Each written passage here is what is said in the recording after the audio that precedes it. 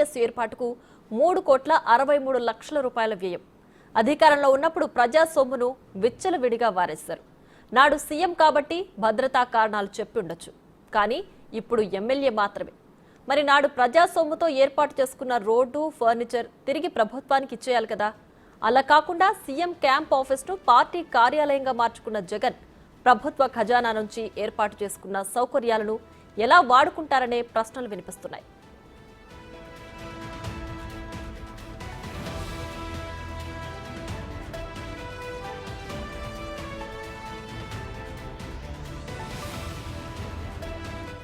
Jagan camp office వద్ద double lane రహదారి నిర్మాణం వివాదాస్పదంగా మారింది. ప్రజాధనంతో నిర్మించిన డబుల్ లేన్ రోడ్డు ప్రైవేటు రహదారిగా మార్చేశారు.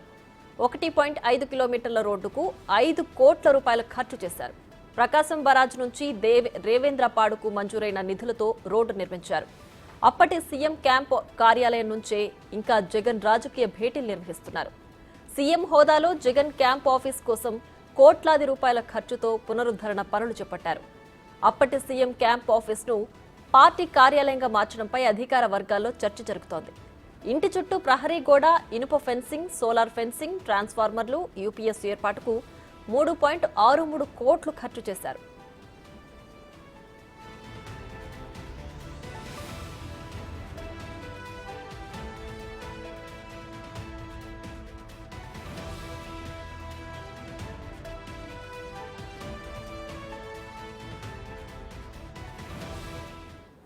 ఇదే అంశానికి సంబంధించి మరింత సమాచారం మా ప్రతినిధి మల్లికార్జున్ లైవ్ లో అందించడానికి సిద్ధంగా ఉన్నారు. మల్లికార్జున్, చెప్పండి. అయితే సీఎం హోదాలో ఉన్నప్పుడు గత ప్రభుత్వంలో జగన్ 1.5 కిలోమీటర్ల రోడ్డుకు 5 కోట్ల ప్రజాధనాన్ని ఖర్చు చేశారు. సో ఇప్పుడు ఇది వివాదాస్పదంగా మారుతోంది. దీనికి సంబంధించి డీటెయిల్స్ ఏంటి?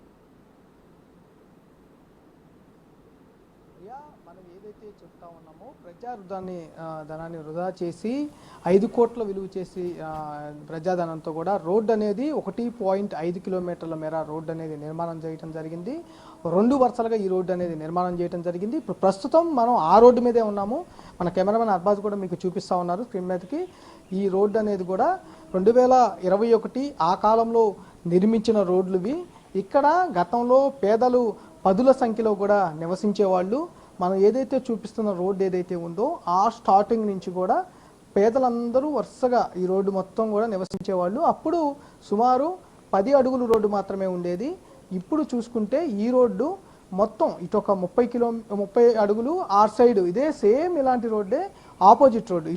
ఇది వెళ్ళే రోడ్డు అయితే దీని పక్కది ఆపోజిట్ రోడ్డు, అది కూడా సేమ్ అంతే 30 అడుగుల రోడ్డు. మొత్తం 60 అడుగుల రోడ్డు అయితే దాదాపుగా 5 కోట్లు ప్రజాధనంతో కూడా నిర్మించిన పరిస్థితి ఉంది. దీని ముందు వరుసలో కూడా అప్పుడు గతంలో 2021 ఆ సమయంలో తెలుగు తల్లి విగ్రహం కూడా ఉండేది. చాలా సంవత్సరాల పాటు కూడా విగ్రహం అనేది కొనసాగుతూనే ఉండేది. ఈ తాడేపల్లి పురపాలక సంఘానికి మకుటంగా ఉండేది. విజయవాడ నుంచి వారధి దిగి తాడేపల్లి ఎంటర్ అయ్యే వాళ్ళకి ఆ తెలుగు తల్లి విగ్రహం ఆహ్వానం పలుకుతూ ఉండేది. దాన్ని పెద్ద విగ్రహం దాదాపుగా 30 నుంచి 40 అడుగులు పైగా విగ్రహం ఉండేది. దాన్ని కూడా ఇక్కడ తీసివేసిన పరిస్థితి, మరోసారి ఏర్పాటు చేయని పరిస్థితి కూడా ఆడ కనిపించింది.